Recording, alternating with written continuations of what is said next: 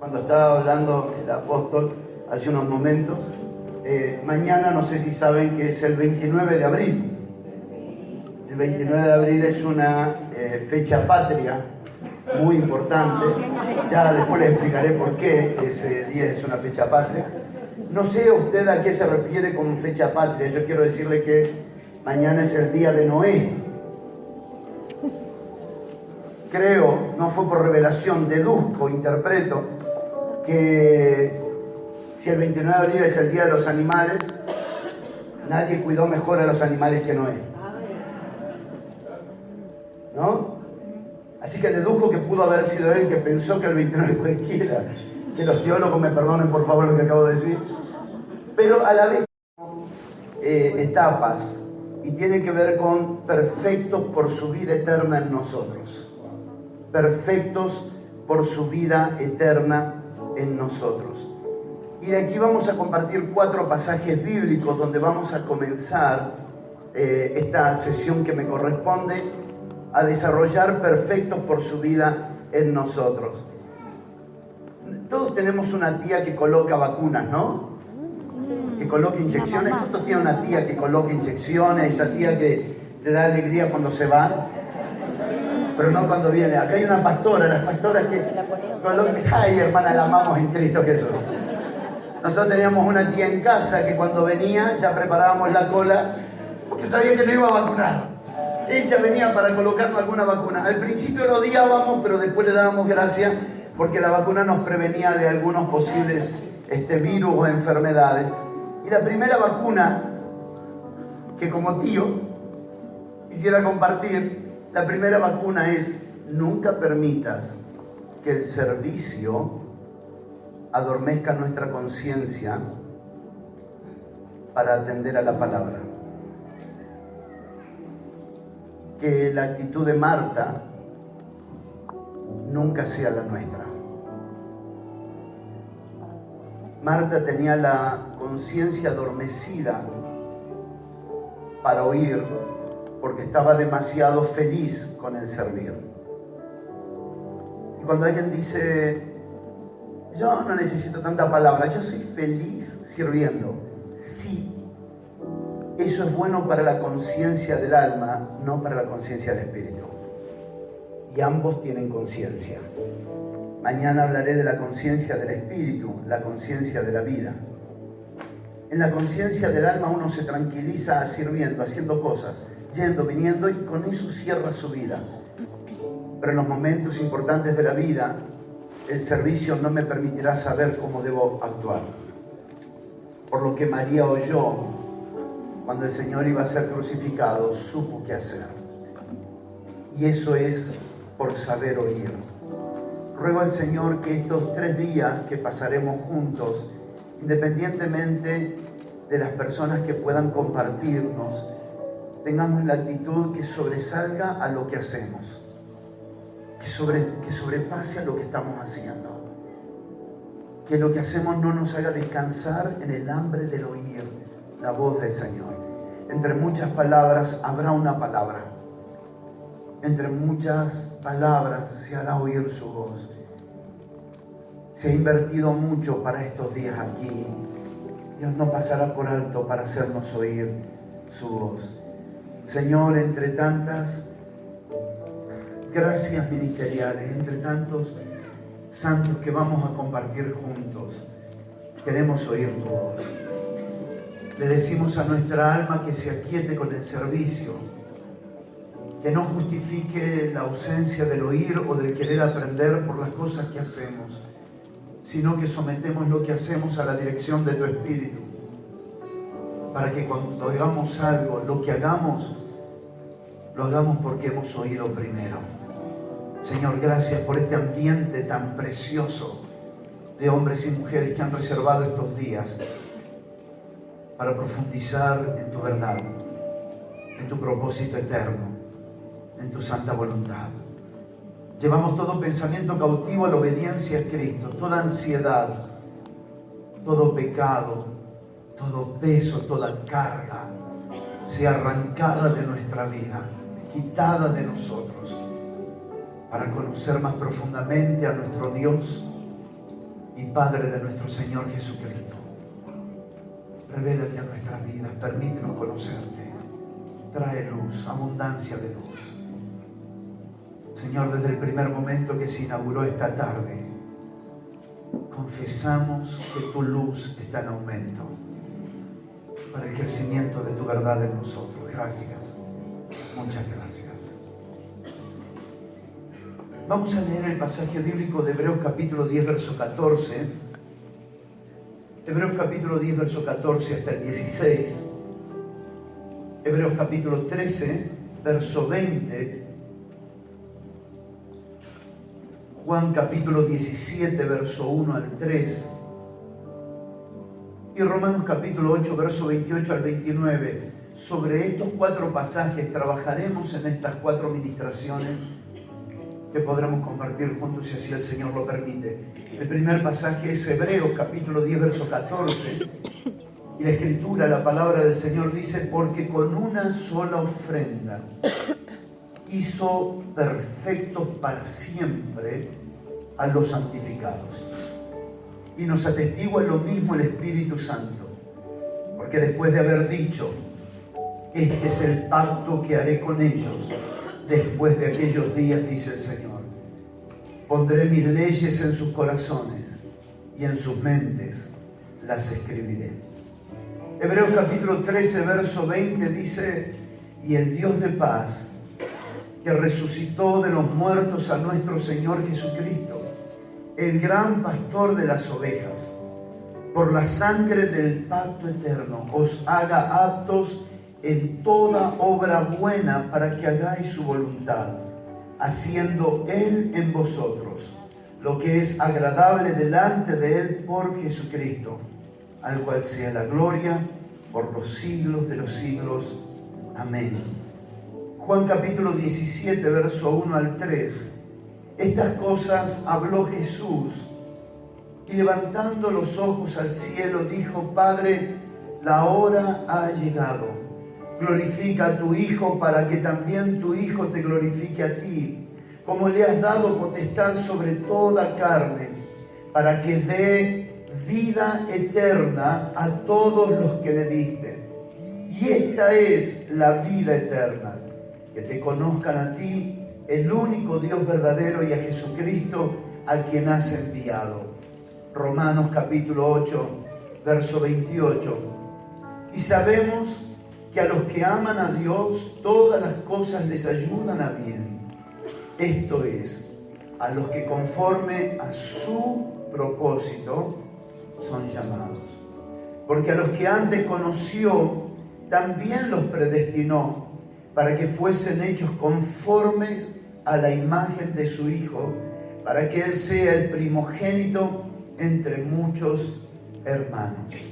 Sobre estos 4 pasajes bíblicos, de los cuales calculo que los 4 conocemos bien, pero vamos a colocar como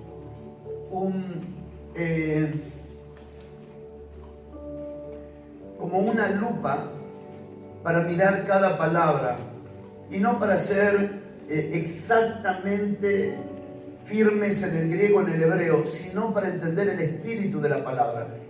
Porque hoy tenemos muchas versiones bíblicas, y compartiendo con nuestro querido hermano el apóstol Alberto Calviño este fin de semana, él es un maestro tremendo de la palabra, y él me dijo algo: Gustavo, necesitamos encontrar el espíritu en las palabras, porque las versiones no siempre van a coincidir. Pero si podemos ver el espíritu de la palabra, el espíritu de lo que se dijo, que no aparecerá ni en el hebreo, ni en el griego, ni en el arameo, pero aparecerá como una línea eterna en las Escrituras, entonces podremos entender qué quiso decir el que habló determinada palabra. Toda palabra que saquemos fuera de la línea eterna será una justificación para decir lo que querramos. Pero vamos a encontrar la mejor interpretación cuando conectemos esa palabra con una línea eterna. Esto compartimos el fin de semana pasado hablando acerca del gran propósito eterno del Señor. Y cuando Él me dijo eso me bendijo tanto, porque a veces nos ajustamos tanto a cada palabra, pero en términos literarios y no en términos espirituales, en términos escriturales y no en términos revelacionales. Y esto necesitamos mirarlo detenidamente para poder descubrir qué se nos quiso decir cuando se nos dijo algo que no está fuera de un propósito eterno, de una línea eterna. ¿Qué es la Escritura? La Escritura es nada más y nada menos que la línea eterna expresada por hombres y mujeres que ocuparon un espacio-tiempo. Ninguno de ellos vivieron por casualidad. Todos ellos estaban conectados con un propósito eterno. Algunos no entendieron, otros no tanto. Pero todos los que obedecieron sirvieron al cumplimiento del propósito eterno. Todos. Sin saberlo, dice la carta a los Hebreos, sin saberlo. Sin saberlo, cada uno de ellos sumó al propósito eterno. Y en estos 21 siglos de iglesia, mucha gente sin saberlo también sumó al propósito eterno, si lo que hizo, lo hizo en obediencia. Este nombre que se le dio a este encuentro es un nombre demasiado importante y voy a intentar comenzar con este primer tema a desenvolver lo que vamos a desarrollar en los 4 que hemos mencionado. Y el primer tema de esta noche es: soy eternamente perfecto por causa de su sacrificio. Soy eternamente perfecto por causa de su sacrificio. Soy eternamente perfecto por causa de su sacrificio. Y aquí es donde vamos a ver la eficacia del nuevo pacto. Es aquí donde vamos a ver la importancia del nuevo pacto. Quiero rogarles en el nombre del Señor Jesucristo que no nos cansemos de profundizar en el misterio que se esconde en el nuevo pacto. Porque el nuevo pacto son 2 palabras fáciles de repetir, que si no profundizamos en la esencia del nuevo pacto, nos quedamos con la palabra. Y el nuevo pacto como palabra no tiene ningún poder. El nuevo pacto como ejercicio espiritual del discernimiento de lo que conlleva el nuevo pacto, ahí sí está el poder. Puedo quedarme simplemente a la puerta diciendo el nuevo pacto y entonces llegará un momento en que me voy a fastidiar de la palabra nuevo pacto. Otra vez nuevo pacto, pero el nuevo pacto es una riqueza del pacto eterno tan grande que todo lo que podamos descubrir dentro de ella nos llevará toda la vida y la eternidad. Simplemente una pequeña y mínima parte compartiremos esta noche de muchas cosas que ustedes ya vienen aprendiendo y de cosas que vamos a aprender, porque este nuevo pacto no es otra cosa que el pacto eterno mencionado en Hebreos capítulo 13.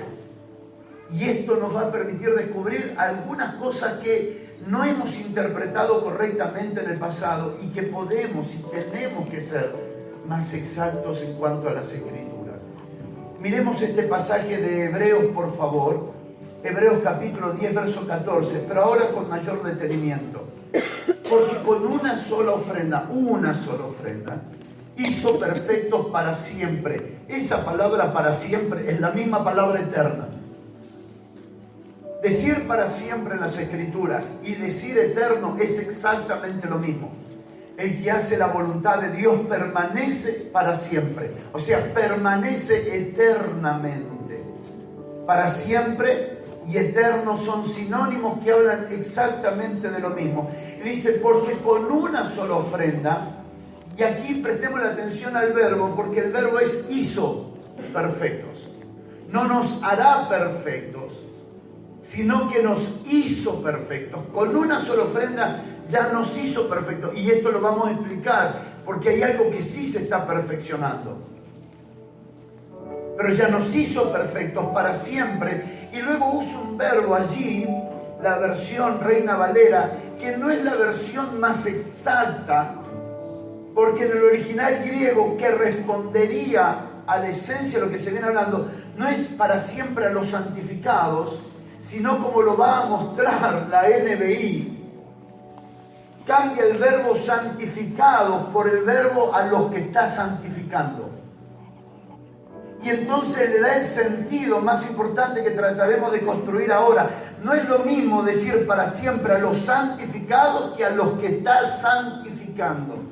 Y lo vamos a explicar dentro de un minuto. Y nos atestigua lo mismo el Espíritu Santo. Porque después de haber dicho esto, hablando acerca de la perfección que produce este sacrificio, dice el Espíritu Santo, este es el pacto. Este es el pacto. Inmediatamente parece el verso 16 decir, este es el pacto que haré con ellos después de aquellos días, dice el Señor. Pondré mis leyes en sus corazones y en sus mentes las escribiré. Parece que estuviera hablando de otra cosa, pero está hablando exactamente lo mismo. Lo que está diciendo que lo que va a producir este pacto, que es el sacrificio de nuestro Señor Jesucristo, es que pondrá en nuestro interior su naturaleza. Que pondrá en nuestro interior su naturaleza. Para esto tendremos que estudiar lo que significan las palabras leyes. Cada vez que en las Escrituras aparece la palabra ley, necesito investigar e indagar, porque ley siempre está conectado con naturaleza. Ley del espíritu de vida. ¿Qué significa la ley del espíritu de vida? Significa que toda naturaleza tiene ley. Cuando hablamos de la ley de la carne, hablamos de que la naturaleza carnal tiene leyes. La ley está de manera intrínseca en la naturaleza. Por eso el pez mayormente nunca sale del agua, porque hay una ley en su naturaleza que le dice que si sale del agua se va a morir. Hay una ley en la naturaleza, y en la naturaleza de Dios está la ley de Dios. ¿Cuántos me pueden entender? Dicen amén. En la naturaleza de Dios. No puedo pecar, no porque no quiera pecar, sino porque en la naturaleza que está en mí ya está intrínsecamente su ley. Y la ley de la naturaleza de Dios es imposible que peque.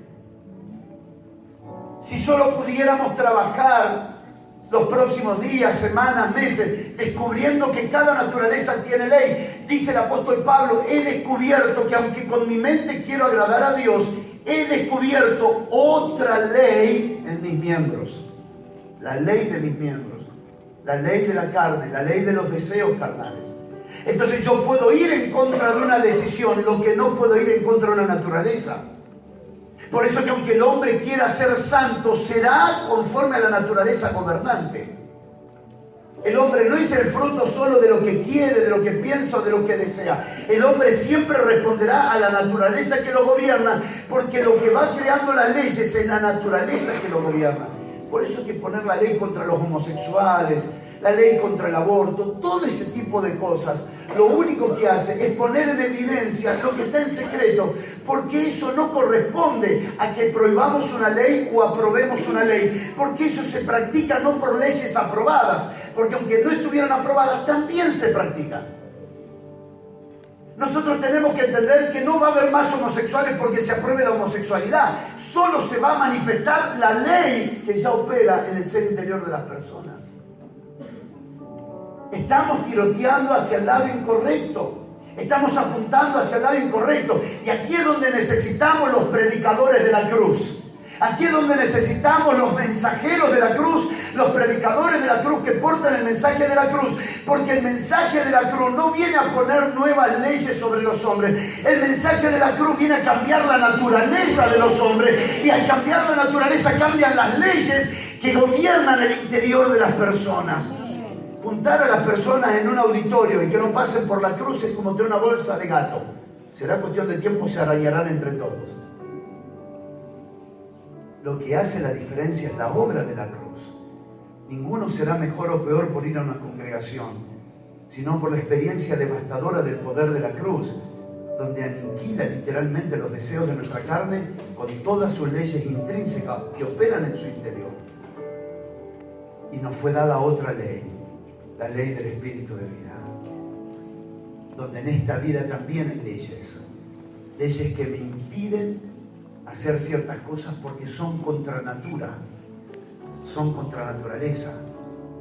Dice Primera de Juan, es imposible que el que nazca de Dios peque, porque el que es nacido de Dios no puede pecar, no practica el pecado. ¿Pero por qué es? No es que se autosomete a decir Cristo vive en mí y ahora no lo voy a hacer. No, hay una ley que lo mantiene en libertad, y por esa ley que lo mantiene en libertad es la que no puede vivir de la otra forma. Por eso se trata siempre de formar a Cristo en los santos.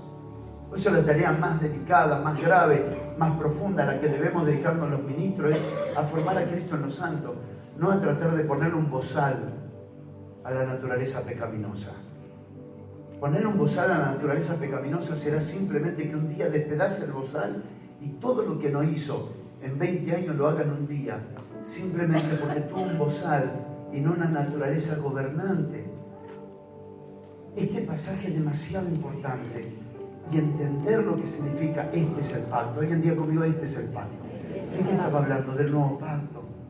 El nuevo pacto que hace nuevo a todo hombre. El nuevo pacto que hace nuevo a toda mujer. El nuevo pacto que te hace nuevo. No que te cambie externamente, sino que te mete las leyes de Dios internamente. ¿Saben? Tengo una buena palabra en esta noche. Haremos muchas cosas sin saber que estaban en la Biblia.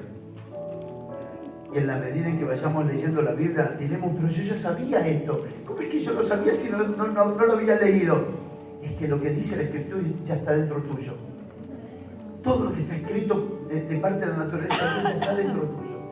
Hay cosas que vas a venir a sentarte aquí y decir, yo ya sabía eso, pero nunca lo había leído en la Escritura. Claro, es que las Escrituras no están lejos de la realidad divina que ya está en tu interior.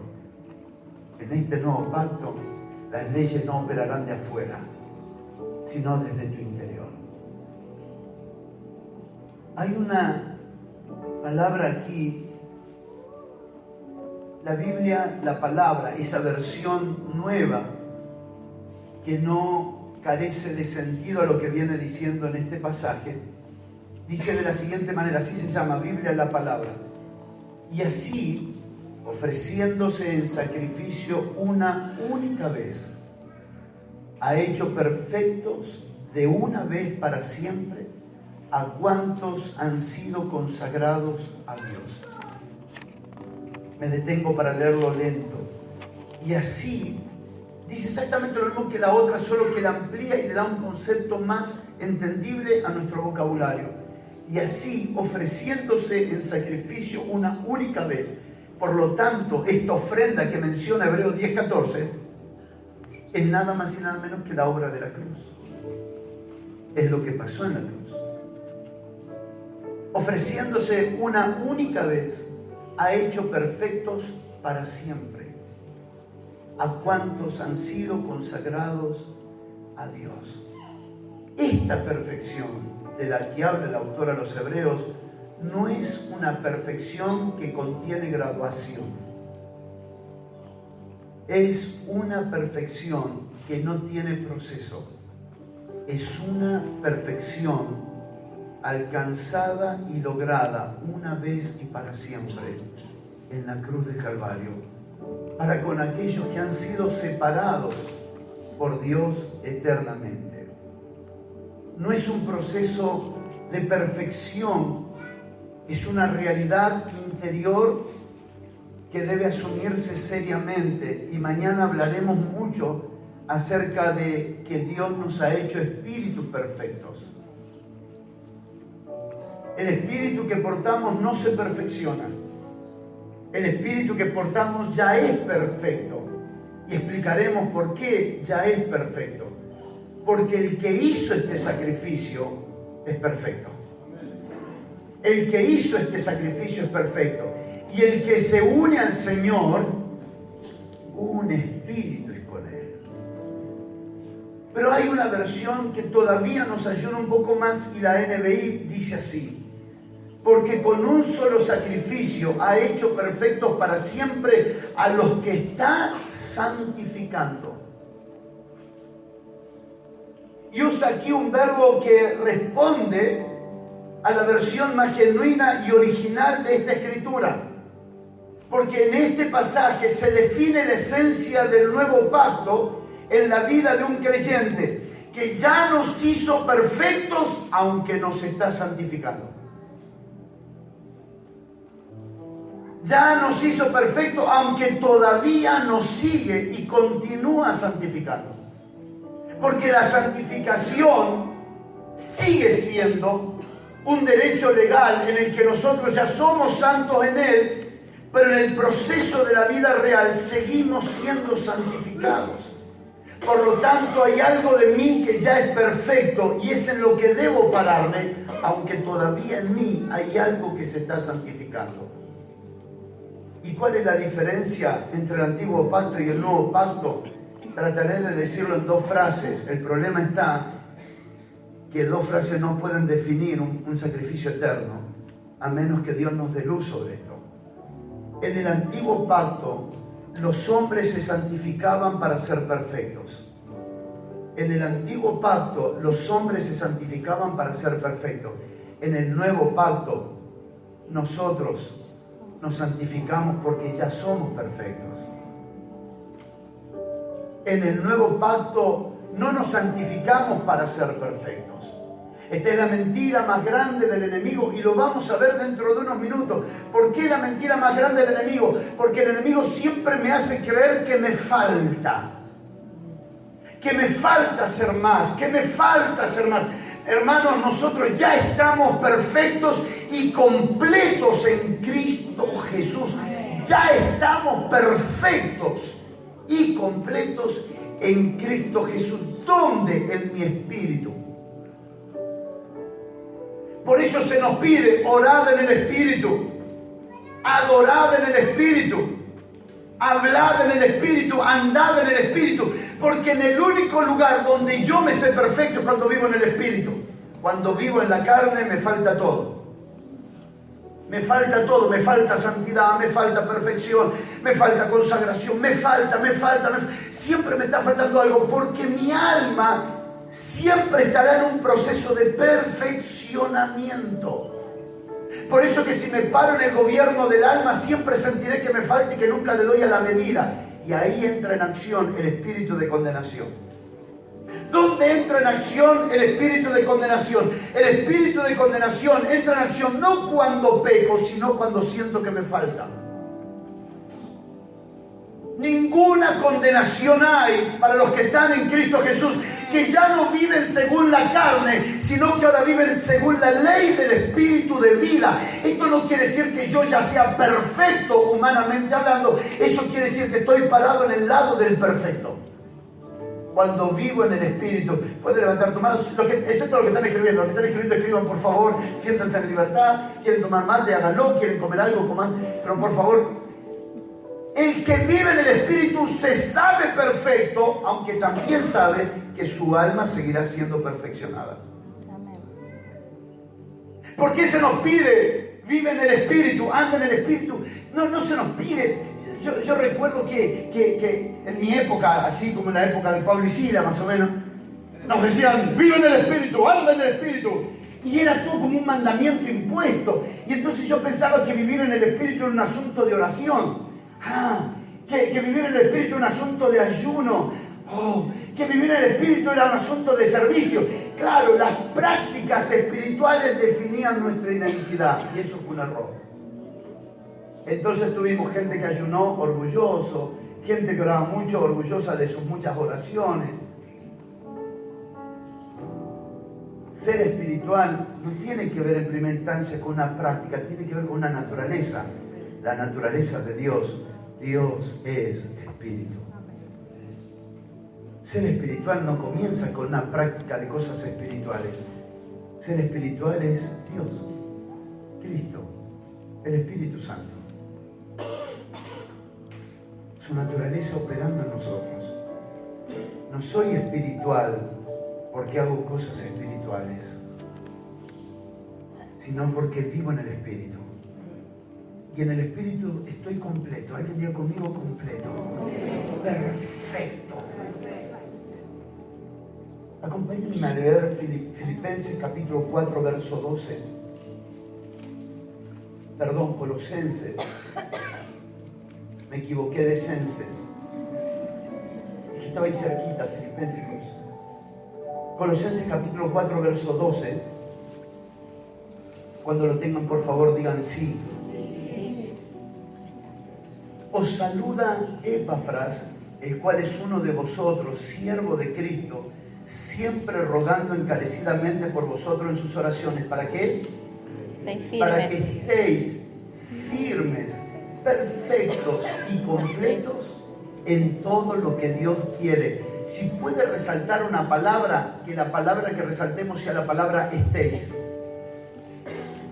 Estéis del verbo estar. Estudié en la universidad, hermano, aunque usted no lo crea, la Universidad de la Calle. Estéis, ¿alguien diga conmigo del verbo estar? Yo sé que parece una pavada, pero no es una pavada. Sé que parece, para los que están mirando otras naciones, pavada es del verbo pavo. Pavo de que hace ruido pero no habla, bueno, no importa. Escuchen, por favor. Él está orando para que estén, alguien diga conmigo, para que estén. ¿Sabe qué significa la palabra estén ahí? Estén ahí, la palabra posicionamiento. Para que se posicionen. Estoy orando para que se posicionen. Para que se posicionen, ¿dónde? Que se posicionen en el lado del perfecto, en el lado del firme y en el lado del completo. Que se posicionen en Cristo. Esta misma palabra es la palabra arraigados y cimentados en Cristo. Estoy orando para que no estés en la carne, para que estés en Cristo. Porque si estás en Cristo, estás en el Espíritu. Y si estás en el Espíritu, estás perfecto, estás completo y estás firme. Es una posición lo que oraba Epafras. Estoy orando que vivan posicionados. ¿Por qué vivir en la carne donde todo te falta? ¿Por qué vivir en la carne donde nuestra mente claudica entre dos pensamientos? ¿Por qué vivir en la carne donde soy inestable? ¿Por qué no vivir en el Espíritu donde estoy firme, perfecto y completo? Esa es la oración de los santos por otros hermanos. En el único lugar donde yo estoy firme es en Cristo. ¿Cuántos me dicen amén? En el único lugar donde yo estoy completo es en Cristo. En el único lugar donde yo estoy perfecto es en Cristo. Y estar no es sinónimo de venir a la congregación. Estar es una decisión de vivir en el Espíritu. Estar en el Espíritu, andar en el Espíritu, estar completo es el testimonio de vivir en el Espíritu. Estar perfecto es el testimonio de vivir en el Espíritu. Estar firme es el testimonio de vivir en el Espíritu. Hay hermanos que usted le pregunta, están viviendo muchas situaciones. Hermano, ¿cómo estás? Hermano, firme en el Señor. Él no te puede explicar. Es que esas cosas no se explican, esas cosas se expresan como una realidad de vivir en el Espíritu. No sé si voy a seguir adelante. No estás en Cristo. Estar en Cristo no es venir a la congregación. Estar en Cristo es vivir en el Espíritu. Y estas tres cosas son el fruto de estar en Cristo, de estar viviendo en el Espíritu. Puedes abrazar a alguien y decirle, excepto los que están escribiendo para que no te mire con cara de odio, puedes abrazar a alguien y decirle, estar en Cristo no es una opción, es nuestra única manera de vivir. Estar en Cristo no es en la congregación, mucho más que eso, es determinarse a vivir en la vida del Espíritu. Aleluya, gloria al nombre de Jesús.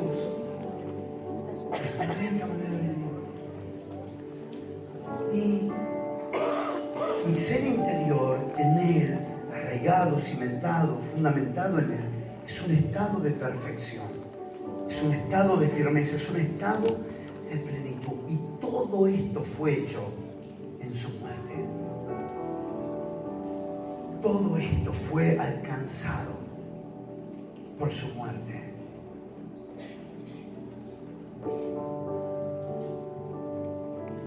Si puedes anotar, te dejo esta semilla para que la puedas orar cuando llegue el momento. Él no me santifica para que yo sea perfecto. Él me santifica porque ya soy perfecto. Mi espíritu no será santo, mi espíritu ya es santo. Lo que está siendo santificada es mi alma. Lo repito, Él no me santifica para que sea perfecto. Él me santifica porque ya soy perfecto. Ustedes y yo estamos sentados al lado de alguien que ya es perfecto. Lo que pasa es que todavía su alma sigue siendo perfeccionada. No nos sentimos perfectos en el orgullo, nos sentimos perfectos en el espíritu. No nos sentimos perfectos en el orgullo. Por eso es que cuanto más le conocemos, menos dependemos de nosotros. Cuanto más le conocemos, menos queremos lo nuestro. No es una doctrina, tampoco puedo corroborarlo, por lo menos por ahora, con un pasaje bíblico. Pero hace poco tiempo atrás, era de un mes y medio, no más que eso. En un momento de oración, no era un cuarto, era simplemente un momento de oración como cualquiera que tiene en cualquier momento, en cualquier lugar. Y decía, Señor, ¿cómo sé que te estoy conociendo más? Y la respuesta no se demoró en venir. Yo creo que vino de Él esa respuesta, aunque parecía que fuera mi propia voz. Y es porque cuanto más te conozco, más me decepciono de mí. Claro, cuanto más conozco su sabiduría, menos quiero la mía. Cuanto más conozco su santidad, menos quiero los esfuerzos de mi carne. Cuanto más lo conozco a Él, menos confío en mí. Y todo eso me lleva a un solo lugar: morir a mí mismo para que Él pueda vivir.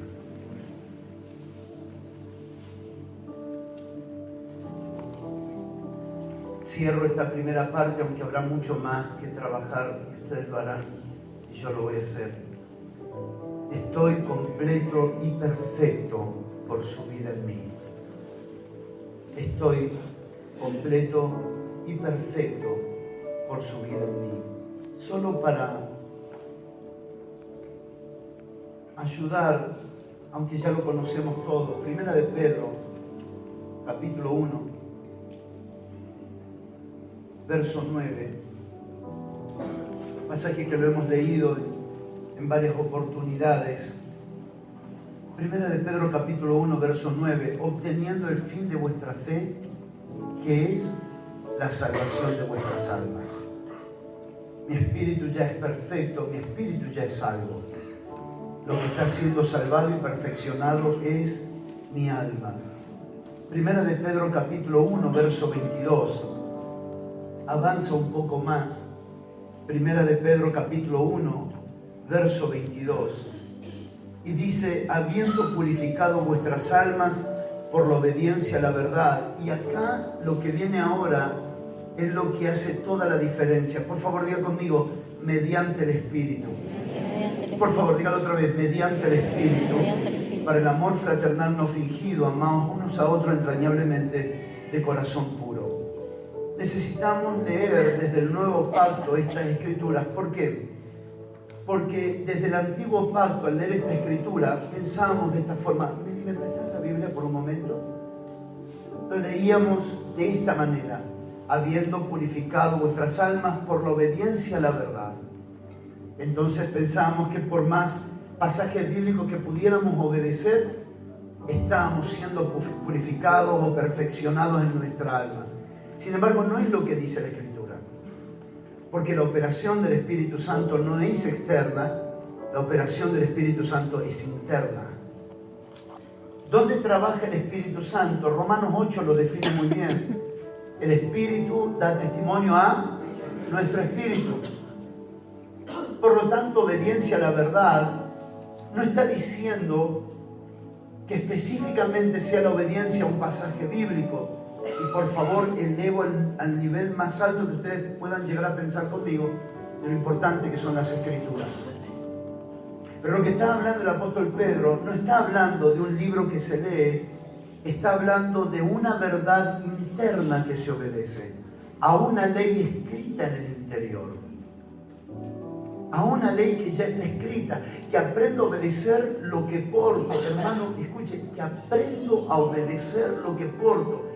Y la imagen que podemos ver es la imagen de un alma siendo absorbida por lo que porta en su espíritu. Mediante. Cambiemos la palabra mediante por la palabra por medio. Donde mi alma está siendo salvada, mi alma está siendo perfeccionada por medio de la operación del Espíritu Santo. La comunión con el Espíritu Santo, antes de ser una exhibición externa, es una experiencia interna donde mi alma está siendo salvada por la obediencia a la verdad en la intervención del Espíritu Santo.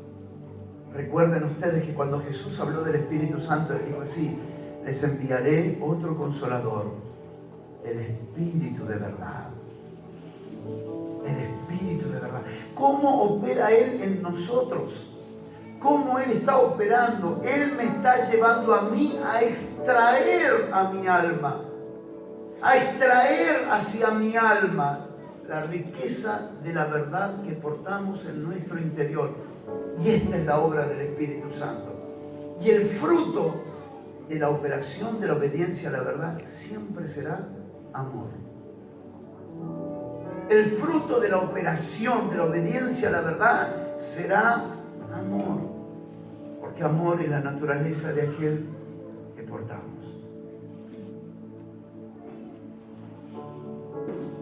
Dejo allí y entramos al segundo punto del primer tema. Son 24 puntos del primer tema. El apóstol me dijo, ¿tiene tiempo? Vamos a decir, amén, qué bueno. Ya me entregan la llave para que yo cierre la puerta. Segundo tema dentro del primero que acabamos de mencionar. El tema central de Dios. Y por favor, le puse el tema porque no sé qué otra palabra ponerle. Ustedes le van a encontrar otra palabra más relevante. El tema central de Dios es su propósito eterno en la persona de Jesucristo. El tema central de Dios es su propósito eterno en la persona de Jesucristo. Paso de la perfección a la eternidad. Para hablar un poco acerca de eternidad, por esta palabra que leímos recién, hechos perfectos para siempre. Si en algo tengo que estar anclado, es que la obra de mi Señor ya es completa. Y lo que hizo en mí ya es perfecto. Por un sacrificio nos hizo perfectos para siempre. ¿Cuántos pueden decir amén? Para siempre. No puedo dudar de esto. Este es el asunto que más discutieron los arminianos y calvinistas. ¿Se pierde o no se pierde la salvación? El punto es ¿dónde estamos parados? ¿Estamos parados en el espíritu o estamos parados en el alma? Si discutimos la salvación desde el espíritu, tiene una verdad. Si nos paramos en el alma, tiene otra verdad. Todo tiene que ver si estoy en Cristo o si estoy en la carne. Porque Él me hizo perfecto para siempre. Alguien grite conmigo, para siempre. No tengo miedo al futuro, porque la sangre de Jesucristo perdonó mis pecados pasados, los presentes si tuviera, y si apareciera algún pecado desgraciado en el futuro, ya está perdonado. Esto no es hacer apología del delito, apología del pecado. Esto es definir claramente mi confianza en la sangre que me hizo perfecto para siempre. Si alguno hubiere pecado, tenemos en el Señor Jesucristo un abogado que nos perdona para siempre. Hermano, quien tiene miedo de pecar cae. El que está diciendo yo no quiero pecar, hermano, yo no quiero pecar, yo tengo miedo de pecar. Lo que me temía me aconteció. Puede entregar esta buena palabra a su hermano. No vas a pecar. No vas a pecar. No vas a pecar. No vas a pecar. No vas a pecar. Y si pecaras, recurrir rápidamente al abogado para que el pecado no se transforme en gangrena. Porque pecado que no se confiesa termina siendo enfermedad de muerte. Necesito ver las Escrituras en términos de eternidad. Todo lo que Dios hace, gracias princesa, porque no está pudiendo. Todo lo que Dios hace, lo hace desde su naturaleza eterna. Dios es eterno, sus ojos son eternos, su boca es eterna, sus obras son, porque todo lo que Dios hace es eterno, porque tiene que ver con su naturaleza. Cuando Él se envasó en un cuerpo llamado Jesús, Él portaba en su interior un ser eterno. Y todo lo que vino a hacer Jesús era más que un milagro, era una señal eterna de su propósito eterno. Solo retenga, porque cuando vayamos desenvolviendo esto en los próximos días, vamos a ir entendiéndolo mucho más todavía. Nada Él lo hizo para salvar una circunstancia o una situación. Todo lo que hizo correspondía a un propósito eterno. Todo, absolutamente todo. Que lo pudieran entender era otro tema. ¿Se acuerda cuando le dijo a Pedro, Pedro, lo que hago ahora no lo entiendes, pero lo entenderás después? Bueno, esto nos pasa a la mayoría. Porque las cosas eternas no se entienden con una mente natural y temporal. La salvación es un asunto eterno, no es un asunto circunstancial. Hebreos capítulo 5, verso 8, solo para mostrar por las Escrituras. Hebreos capítulo 5, verso 8, y aunque era hijo, por lo que padeció, aprendió la obediencia, y habiendo sido perfeccionado, vino a ser autor de eterna salvación para todos los que le obedecen. Este pasaje lo voy a citar mucho mañana y el domingo, mucho, pero ahora me voy a detener solo en vino a ser autor de ¿qué? De eterna salvación. Hermano, uno de los grandes errores, pero grandes de verdad, que se ha cometido con el Evangelio es creer que Jesús es un bombero que apaga incendios. Tengo que decirles que Jesús puede librarte de la espada, pero también tengo que decirte que Jesús puede fortalecerte en la fe para que mueras traspasado por una espada. Jesús puede librarte de muchas cosas, pero no siempre lo hará. Y de esto se trata, autor de eterna salvación. ¿Por qué tenemos tanta gente decepcionada con Cristo? Porque asumieron que Cristo tenía que hacer lo que ellos querían. Y si no hacían lo que ellos querían, entonces ellos se decepcionaban con Dios.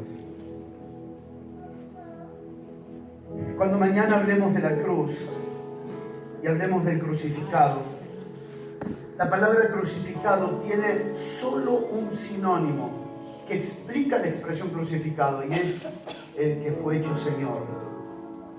Cada vez que se menciona crucificado, tendríamos que ver el que fue hecho Señor. Porque lo que pasó en la cruz, más allá de los clavos, más allá de la lanza, todavía estamos buscando la revelación a todos los clavos que tuvo. Tuvo 5 clavos, quiere decir, uno acá, otro allá, otro allá. Y buscamos revelación en lo que no hay, porque lo importante de la cruz no fue ni la corona de espina, ni los clavos, ni la lanza.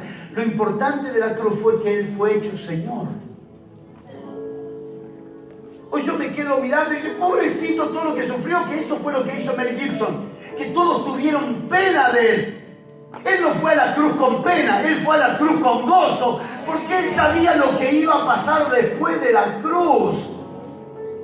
Él sería llamado Señor de señores, sobre todo nombre que se nombra, y nosotros pensamos el nombre que se nombra es Jesús, y algunos dijeron no, es Yeshua, y otros dijeron no, no es ni Jesús ni Yeshua, es quién sabe qué palabra en griego, hebreo o arameo. El nombre que se le dio no tiene que ver con el nombre materno que se le dio, ni tampoco tiene que ver con el Emanuel, Dios con nosotros, porque eso tiene que ver con la función que traía. El nombre que se le dio es el nombre de Señor de señores. Por eso es que algunos mencionan a Jesús y los demonios no se van, encima se le tiran encima. Porque lo que se nos tiene que dar no es el nombre de Jesús, lo que se nos tiene que dar es el nombre del Señor. Y nadie puede llamar a Cristo Señor si no le es dado por el Espíritu Santo. En otras palabras, lo que está diciendo, y por favor miremos las Escrituras detenidamente, lo que Pablo está diciendo, vos podés llamarlo Señor, podés llamarlo Jesús, podés llamarlo Cristo, podés llamarlo Jesucristo, podés llamarlo Cristo Jesús, podés llamarlo en hebreo, en arameo, en lo que quieras llamarlo, si no te es dado por el Espíritu Santo el señorío de Cristo, ese nombre no funciona.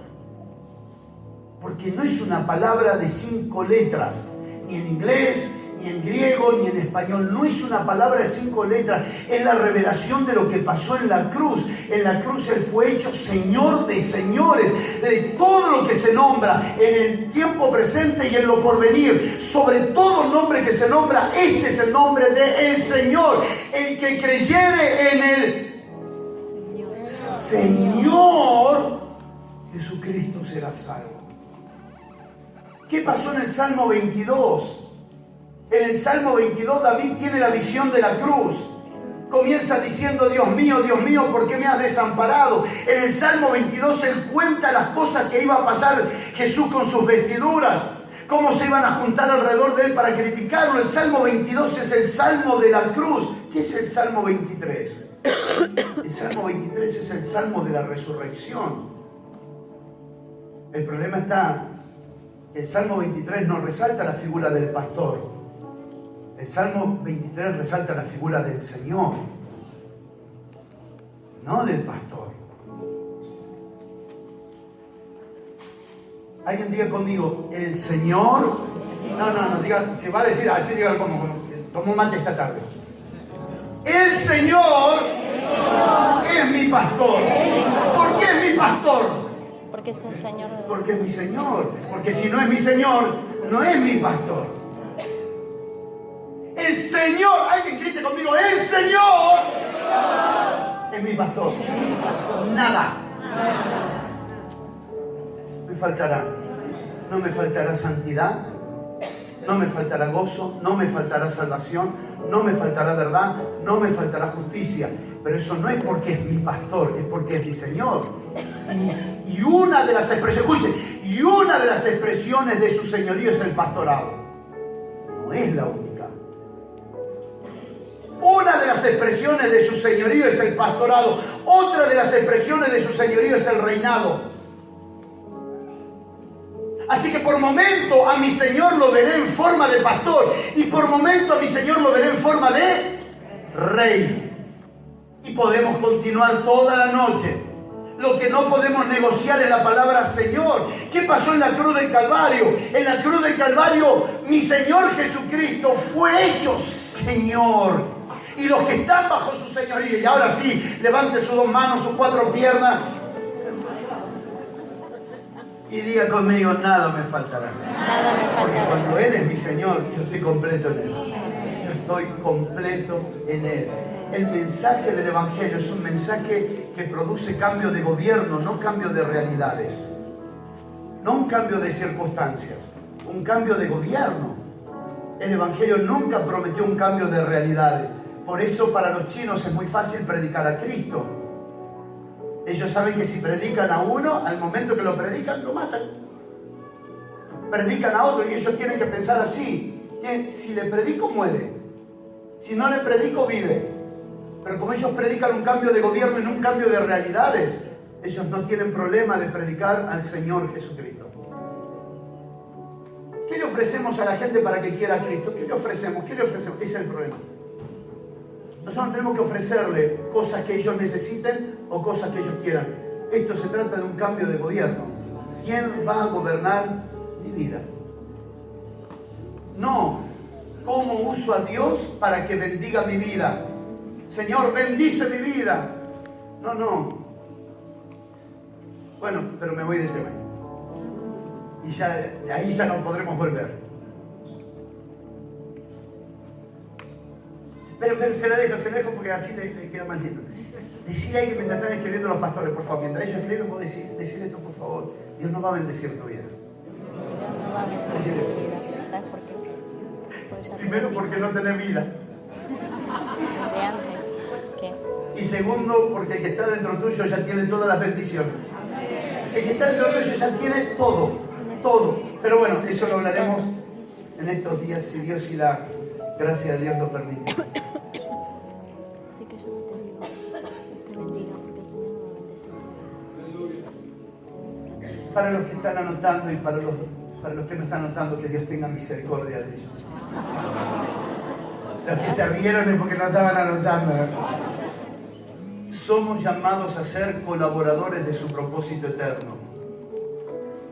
Somos llamados a ser colaboradores de su propósito eterno. Y esto es mucho más que ser colaborador de los pastores. Incluye, pero es mucho más que eso. Pablo no tenía problema de decir los nombres de algunas personas y decir, estos son mis colaboradores. Pero en definitiva, él sabía que eran colaboradores de la obra de Dios. Colaboradores de su propósito eterno. Y ser colaborador de su propósito eterno tiene algunas implicancias que necesitamos mirar detenidamente.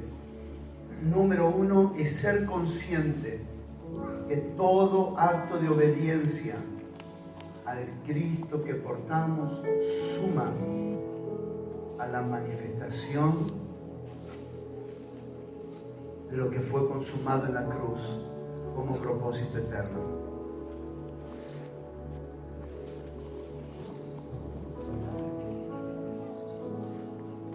Ningún acto de obediencia, por pequeño o grande que sea, está aparte del propósito eterno. Vimos una palabra en Hebreos capítulo 13, donde dice, para que hagáis toda buena obra. Esa palabra, toda buena obra, es la palabra obediencia.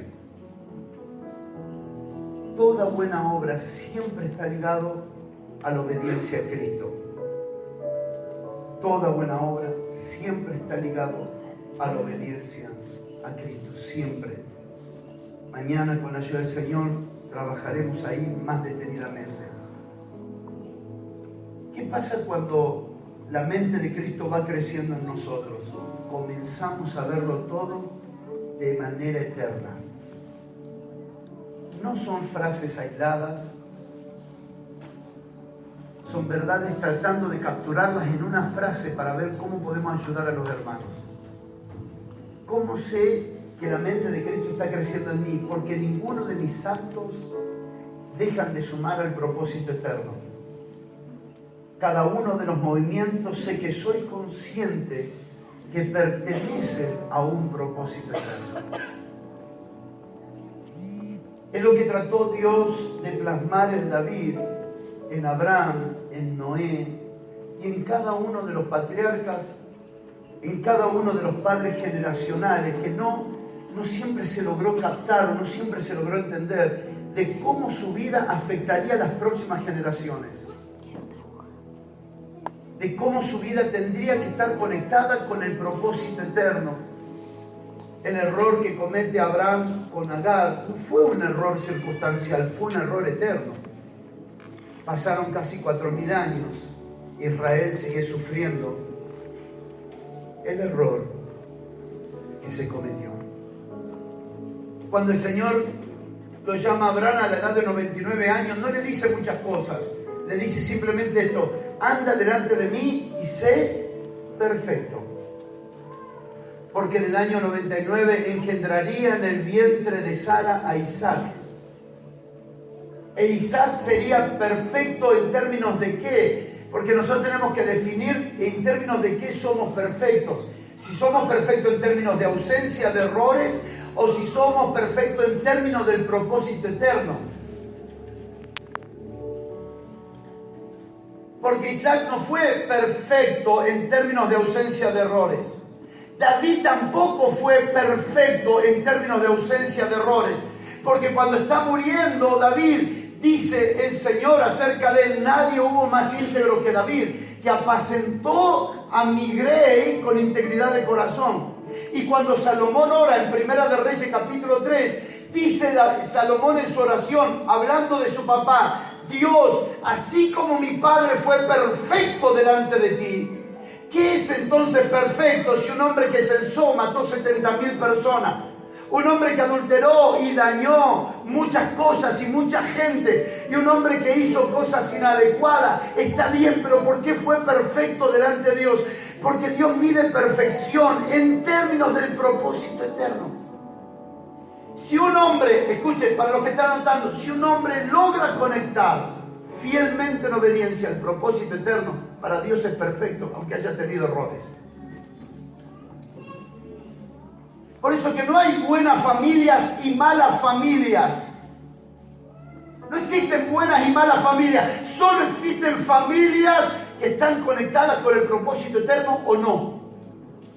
Hay papás que dicen: yo estoy re feliz con mi hija, yo estoy re feliz con mi hijo, se recibió en la carrera de... ¿Sirve al propósito eterno? No, él es feliz, está trabajando, tiene un buen salario, tiene un buen pasar, un buen coche, una buena camioneta, sí, pero eso no sirve al propósito eterno.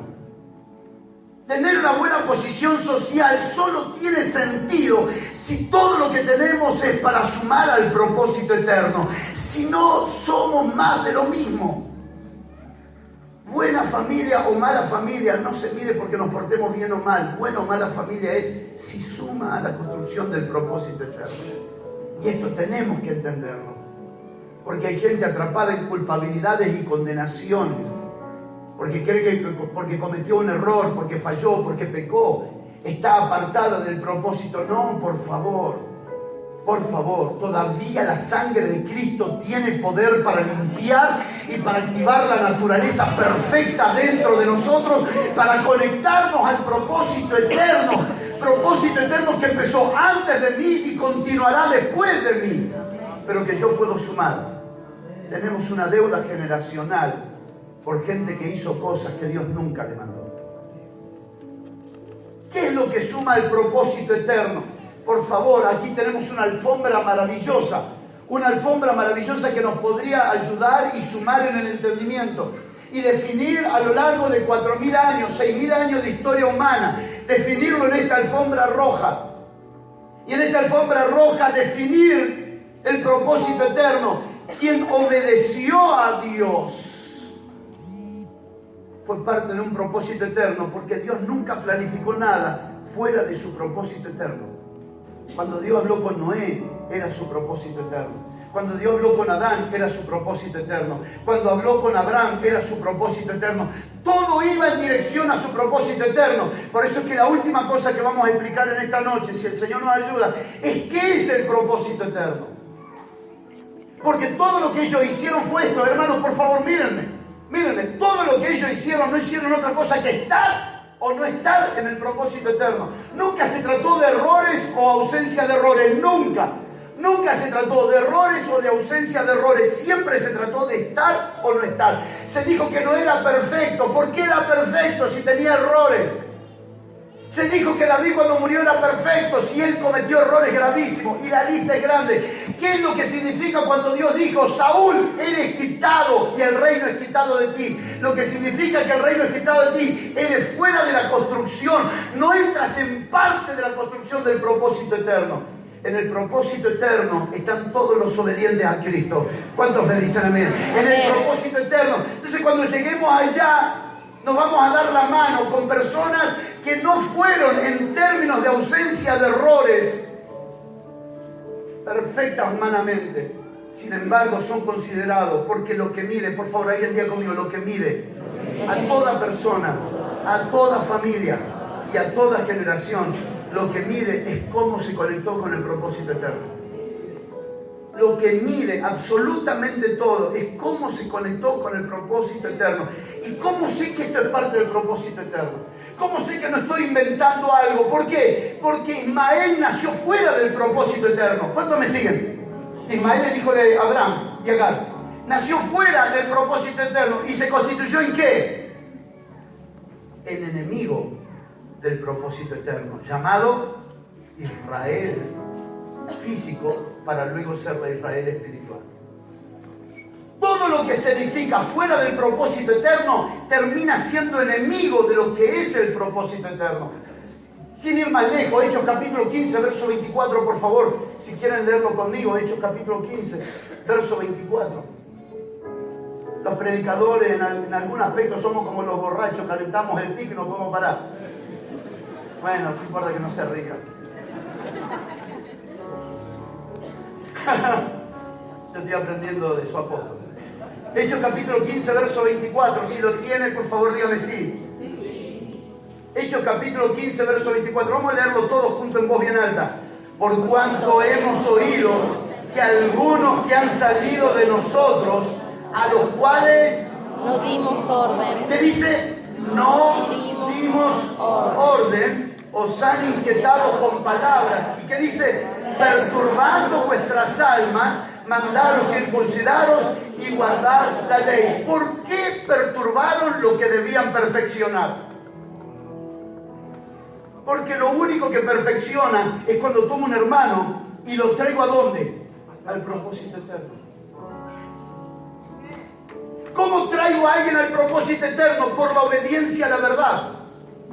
¿Cuál es la tarea de un pastor, de un discipulador? Llevar a los santos a vivir en la obediencia a la verdad. Porque cuando ellos viven en obediencia a la verdad, son colaboradores de su propósito eterno. Son colaboradores. Por eso pienso en los 30 años de evangelio que tengo, la gran cantidad de hermanos que los llamábamos colaboradores. te agarraban los pibes en la puerta, te los maltrataba todo, la familia se perdía y vos lo llamabas colaborador. Y vos decís, no puede ser colaborador, yo me equivoqué. No es un colaborador de su reino.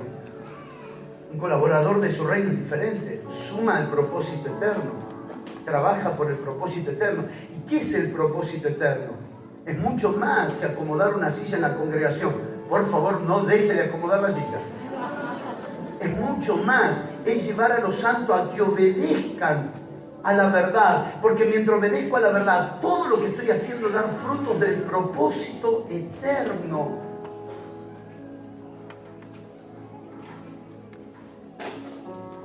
Desde la mente de Cristo, todo lo pensamos de esta forma. ¿Esto suma o no suma al propósito eterno?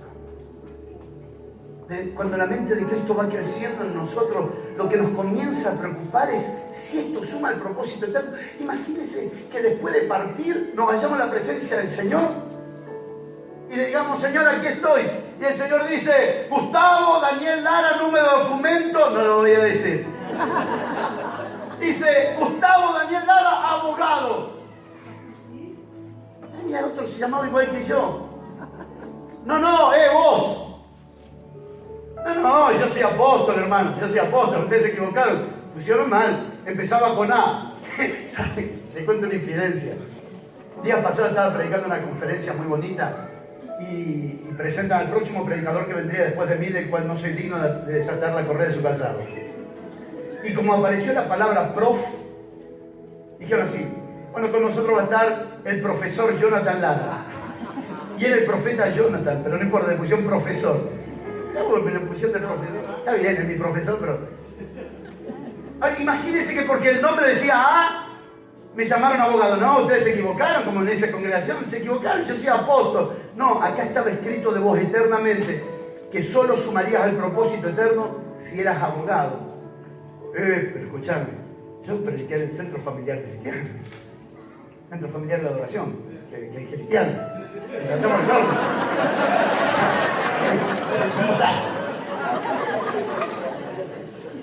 Pero yo viajé a las naciones. Sí, pero acá no estaba escrito que vos viajé a las naciones. Eso es lo que vos quisiste hacer. Y lo que vos quisiste hacer entra en la línea de Ismael. Entra en la línea de Saúl, entra en la línea de Caín, entra en la línea de Ananías y Zafira, entra en la línea de los opositores del propósito eterno. No, pero yo quise sumar al propósito. Es que vos no tenías que querer, vos solo tenías que obedecer.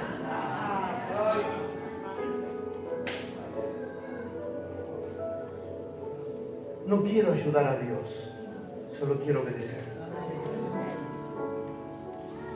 No quiero ayudar. Dios no necesita que yo sea lo que yo creo que Dios necesita. A Dios le conviene que yo sea apóstol, porque entonces le voy a salvar a todo el mundo.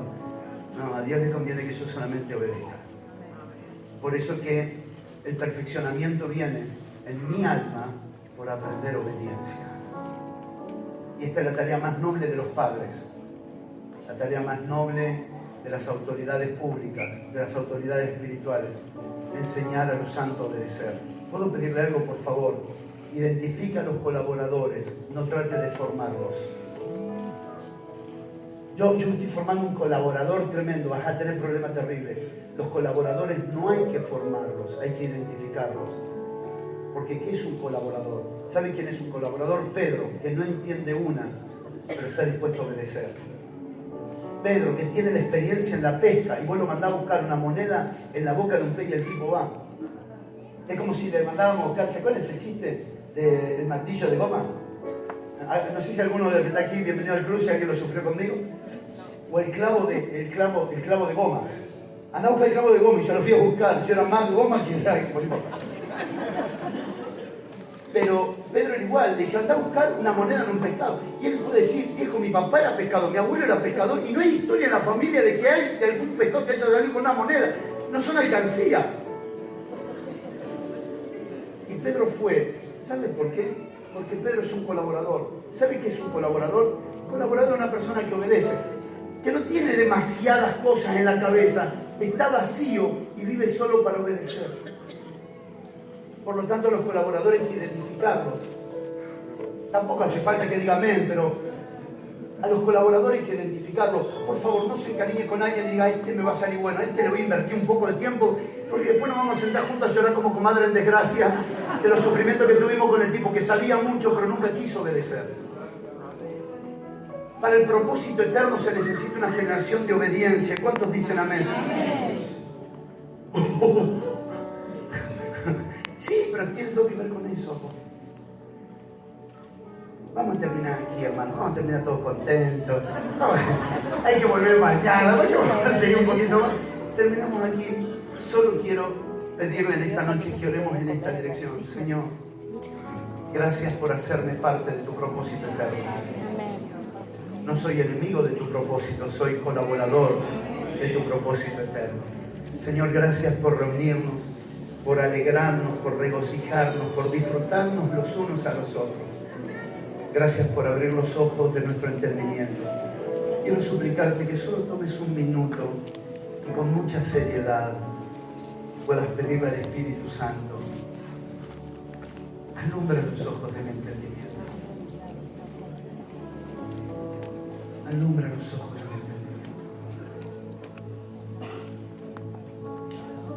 Aunque tal vez no conozca muchos pasajes bíblicos, no conozca mucho de historia de la iglesia y de tantas otras cosas importantes,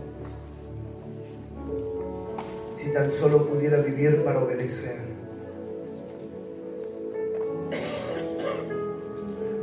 Si lo que aprendo no me lleva a obedecer más, por favor, enséñame a desaprender. Si lo que aprendo me lleva a cuestionar, a enojarme, a irritarme con otros hermanos, con mis autoridades, ayúdame a desaprender. Porque la obediencia, la verdad que es por medio del Espíritu Santo, nos lleva al amor fraternal los unos a los otros. Señor, clamamos por esto, rogamos por esto, que nos ayudes a darnos más luz. Somos colaboradores de tu propósito eterno. Y cada vez que obramos en obediencia, lo que hacemos es manifestar lo que ya fue consumado en la cruz. Aquel consumado es, grita cada día más fuerte en todo nuestro ser, porque nos dice que todo fue consumado. Que lo que ahora necesitamos es manifestar lo que ya fue consumado en la cruz. Gracias por hacernos colaboradores de este gran propósito eterno. Gracias, Señor. El hecho de viajar o de compartir con gente me han permitido conocer personas que están en estado muy grande de frustración. Algunos dicen, yo serví en tal ministerio, yo congregué con tal pastor, yo hice tales cosas y ahora no estoy haciendo nada porque me siento herido o frustrado. Hoy más que nunca quiero suplicarte en el nombre de Jesús que no te veas de otra forma como hijo de Dios que como colaborador de su propósito eterno. Porque entonces todo lo que hagas tendrá sentido en tu vida. El sentido de saber que después de ti esas obras continuarán.